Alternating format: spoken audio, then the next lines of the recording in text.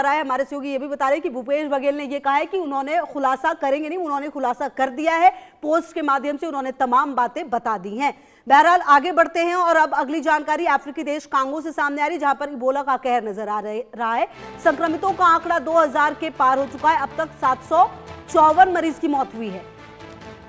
अफ्रीकी देश कांगो में इबोला वायरस का प्रकोप तेजी से बढ़ता जा रहा है। स्वास्थ्य मंत्रालय के ताजा आंकड़ों के मुताबिक देश में इबोला के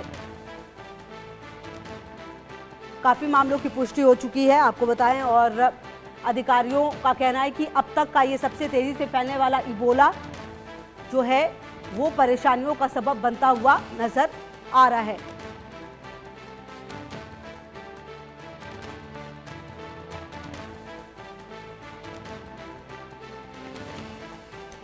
तो आपको बता दें कि 366 लोग इलाज के बाद स्वस्थ हो चुके हैं। और चलिए कुछ ग्राफिक्स भी अब आपको दिखाने और बताने की कोशिश करते हैं कि आखिरकार जो इबोला है उसको लेकर आप देखिए कि इबोला वायरस जो है वो एक रोग है, ये समझ लीजिए।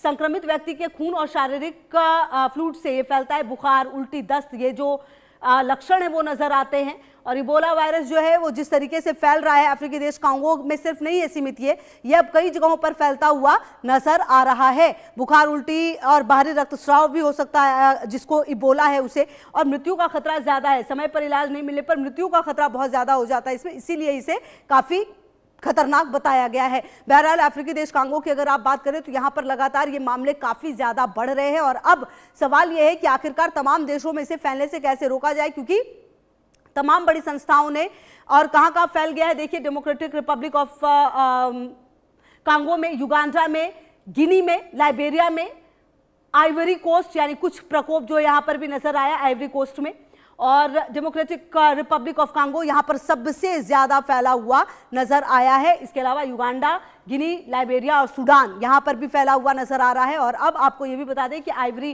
कोस्ट कुछ प्रकोप जो है यहां पर भी नजर आ रहा है। तो यहां पर जो फैल चुका है, और कई देश ऐसे हैं जो अब प्रिकॉशन लेते हुए नजर आ रहे हैं। कई देश ऐसे हैं जो अपने एयरपोर्ट्स पर जो स्क्रीनिंग है वो करा रहे हैं कि किसी में अगर ऐसा कुछ लक्षण आया तो सबसे बड़ा हमला जो अब देखिए 2014-16 में पश्चिमी अफ्रीका पर आया था। गिनी, लाइबेरिया और सिएरा लियोन सबसे ज्यादा प्रभावित रहे हैं।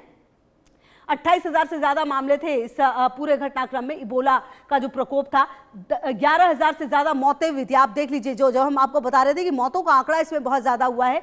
तो 2014 से लेकर 16 तक की हम आपको ये बता रहे थे आंकड़ा पश्चिमी अफ्रीका में कि किस तरीके से जो लगातार कई ऐसे देश हैं जहां पर प्रकोप नजर आया, और उन देशों में लगभग 22,000 से लेकर 28,000 तक मामले थे, और उसमें समझिए आपकी 11,000 से ज्यादा मौतें हो गई थी। तो आप समझ सकते हैं कि मौत की जो दर है वो किस तरीके से यहां पर इबोला में रही है। और यही वजह है कि इबोला इतना ज्यादा कहर बरपाता हुआ नजर आता है। इसीलिए इबोला को इतना ज्यादा खतरनाक बताया जाता है, क्योंकि इससे मौत जो है वो काफी जल्दी होती है। और कहीं ना कहीं अगर आप इस पूरे घटनाक्रम को देखें तो तमाम देश जो हैं अब अपने एयरपोर्ट से लेकर तमाम जगहों पर ये देख रहे हैं कि अगर कोई इन तमाम देशों से आ रहा है तो वो उसके लक्षण किस तरीके से हैं, क्या कोई उसमें सिम्टम्स नजर आ रहे हैं, तो फिर उसको क्वारंटीन भी किया जाता है कई जगहों पर। अफ्रीका की घातक बीमारियां कौन कौन सी है देखिए, Ebola, Marburg, yellow fever, malaria, ये वो बीमारियां आपको बता रही जो अफ्रीका से फैली हैं कई जगहों पर। Ebola, Marburg virus, monkey pox,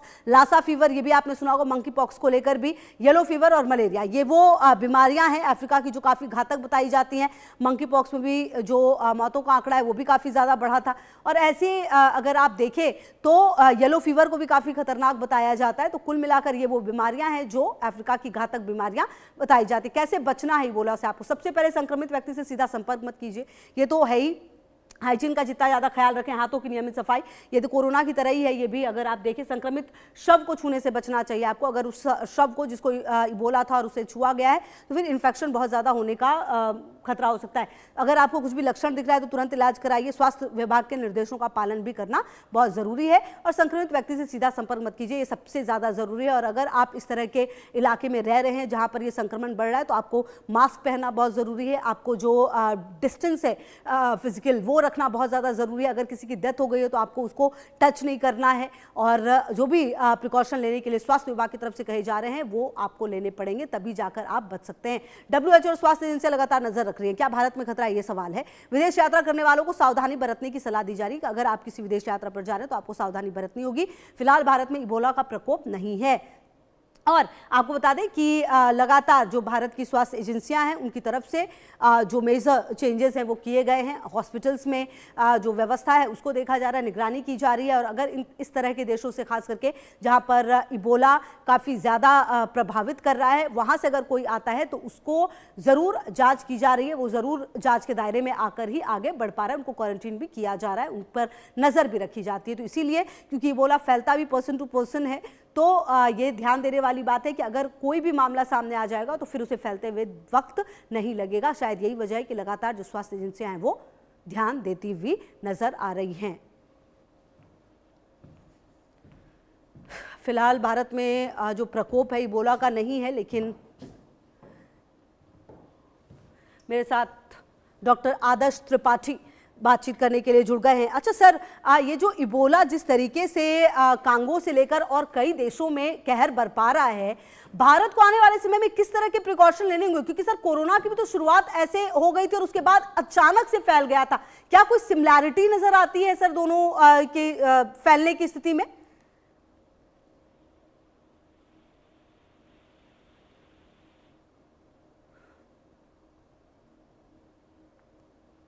doctor आदर्श, क्या आपको मेरी आवाज आ रही है?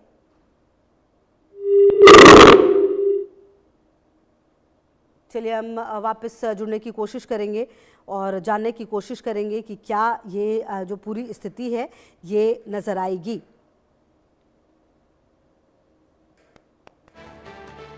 फिलहाल आपको बता दें कि इबोला को लेकर जो पूरी स्थिति है वो खराब होती हुई नजर आ रही है। हालांकि देखिए जो सेफ्टी मेजर्स हैं वो ज़रूर भारत की तरफ से लिए जा रहे हैं, लेकिन बहुत सारी चीज़ों का ख्याल रखना पड़ेगा और बहुत ज़्यादा ये ज़रूरी होगा।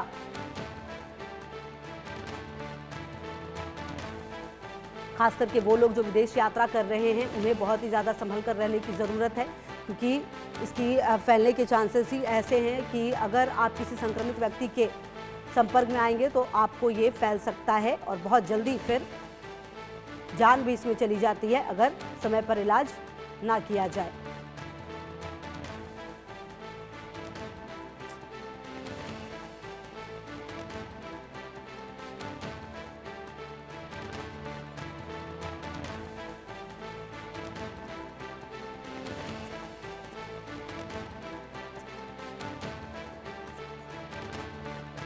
डॉक्टर आदर्श त्रिपाठी मेरे साथ बातचीत करने के लिए जुड़ गए हैं।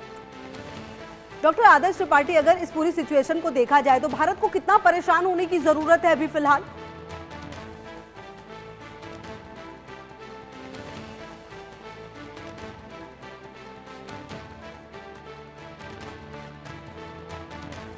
डॉक्टर आदर्श, क्या आप मुझे सुन पा रहे हैं सर? जी बिल्कुल सुन रहा। ठीक है सर, मेरा सवाल ये है कि इबोला को लेकर जो अभी पूरी परिस्थिति है, क्योंकि अफ्रीका में जिस तरीके से कांगो में ये वायरस खतरनाक तरीके से फैल रहा है, क्या ऐसा संभव है कि भारत में भी ऐसी स्थिति हो? भारत को किस तरह से सर प्रिकॉशन लेने की जरूरत होगी? सबसे ज्यादा क्या वो चीज है जिस पर ध्यान देना होगा?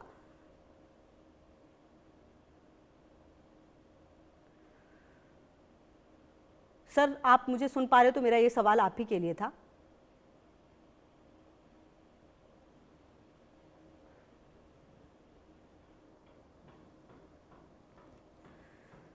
बढ़ते आगे और बड़ी खबर आपको बता दें, दिल्ली में कंप्रेस्ड बायोगैस प्लांट